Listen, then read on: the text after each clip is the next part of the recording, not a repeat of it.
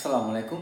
ফাংশনের এই অঙ্কটি তোমরা দেখো, এই অঙ্কটি খুবই গুরুত্বপূর্ণ। তুমি যদি ফাংশনের এই অঙ্কটি খুব ভালো করে বুঝে থাকো তাহলে তুমি অনেক উৎপাদক, অর্থাৎ তিন ঘাত বিশিষ্ট অনেক উৎপাদকের বিশ্লেষণ তুমি পারবে। তুমি তুমি যদি আয়ারম্যাথের আংশিক ভগ্নাংশ ভালো করে বুঝতে চাও তাহলে তুমি অবশ্যই উৎপাদকের বিশ্লেষণ পারতে হবে। আর এই অঙ্কে অবশ্যই এই উৎপাদকের বিশ্লেষণের নিয়ম আমি করাবো। আর অবশ্যই তোমরা এই তিন ঘাত বিশিষ্ট উৎপাদকগুলা তোমরা পারো না তাই তোমরা এই উৎপাদকের বিশ্লেষণগুলা খুব ভালো করে বোঝার চেষ্টা করবে।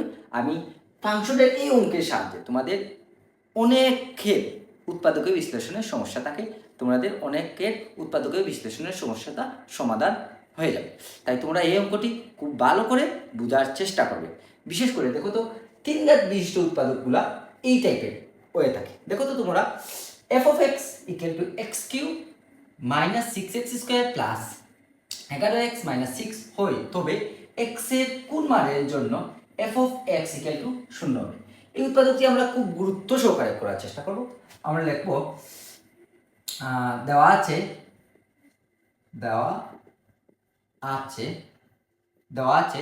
F of x equal to x cube minus six x square plus 11x minus six.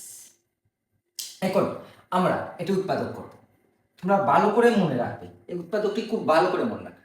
এটি উৎপাদক করার জন্য আমরা প্রথমে যে কাজটি করব, এই অংশটি করার আগে আমাদের এক্স এর কোন একটি মান বসালে ইকুয়াল টু শূন্য হবে, এটি আমরা প্রথমে বের করতে হবে।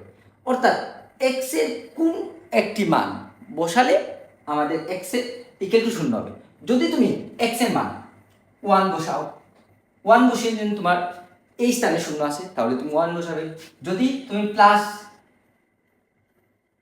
-1 বসাও, -1 বসাও, শূন্য যদি হয় তাহলে তুমি মাইনাস দ্বারা করবে। যদি +2 বসাও, +2 বসিয়ে তুমি এক্স এর স্থানে শূন্য আসে তাহলে 2 দিয়ে অঙ্কটি করবে। যদি -2 দিয়ে আসে তাহলে এটি করবে। যদি +3 দিয়ে আসে তাহলে করতে পারবে। যদি -3 দিয়ে আসে এটি করতে পারবে। অর্থাৎ এই সংখ্যাগুলোর ভিতরে তুমি যে কোনো একটি সংখ্যার সাহায্যে তুমি x ইকুয়াল টু শূন্য আনতে হবে। দেখো তো, আমি প্রথমে আমি +1, প্রথমে আমি x এর মান +1 ধরবো। দেখো তো, আমি +1 ধরি, যদি whole cube minus six 1 whole square plus 11 1 minus six. দেখো তো, দেখি আমরা শূন্য আসে কি না। 1 মাইনাস সিক্স, তারপর প্লাস 11 মাইনাস সিক্স। এখন দেখো 1 প্লাস 11 তার মানে 12, তারপর মাইনাস মাইনাস অবশ্যই প্লাস 12। তার মানে আমাদের যদি আমরা এক্স এর স্থানে 1 বসাই তাহলে আমাদের কি আসে, শূন্য চলে আসে। এখন আমরা যেহেতু শূন্য চলে আসে, তোমরা মনে রাখবে উৎপাদকের একটি এফ অফ এক্স মাইনাস 1, অর্থাৎ তুমি যে 1টি পেয়েছো এই 1টি হবে এই এর মান। এখন তুমি এই অঙ্কের ক্ষেত্রে তুমি অবশ্যই লিখবে F of x equal to x cube minus six x square plus 11x minus six. এই স্থানে তুমি লিখবে, এই স্থানে অবশ্যই তুমি লিখবে, অর্থাৎ তুমি রেখে যাবে। তারপর তুমি এই অংশটি লিখবে, অর্থাৎ এক্স মাইনাস এই এ এর স্থানে আমরা অবশ্যই 1 পেয়েছি, তোমরা 1 লিখ। এখন তুমি এই এক্স কিউটি তুমি মিলিয়ে নিবে। অর্থাৎ যদি আমি এখানে এক্স স্কোয়ার লিখি, তোমরা ভালো করে খেয়াল করো, এক্স স্কোয়ার লিখে তারপর আমি এক্স স্কোয়ার দ্বারা এক্স এর গুণ করব। যদি এক্স স্কোয়ার দ্বারা এক্স এর গুণ করি অর্থাৎ এক্স কিউব পড়ে থাকে, তারপর প্লাসে মাইনাসে অবশ্যই মাইনাস আসবে। এক্স স্কোয়ার দ্বারা যদি আমি 1 কে গুণ করি তার মানে এক্স স্কোয়ার চলে আসবে। কিন্তু আমাদের প্রশ্নে দেখো তো, তোমরা খুব ভালো করে খেয়াল করো, এখানে 6x স্কোয়ার আর আমাদের চলে আসছে একটি এক্স স্কোয়ার, তার মানে আমাদের আরো 5টি এক্স স্কোয়ার লাগে। তার মানে এখানে আমি আরো একটি লিখব এক্স মাইনাস ওয়ান। যেহেতু তিন ঘাত বিশিষ্ট সমীকরণ, x minus one x minus one, আমি এটি লিখবো। তিন ঘাত বিশিষ্ট সমীকরণে তিনটি লাগবে, তার মানে এখানে একটি এক্স আমার 5টি এক্স লাগে, তার মানে মাইনাস 5x।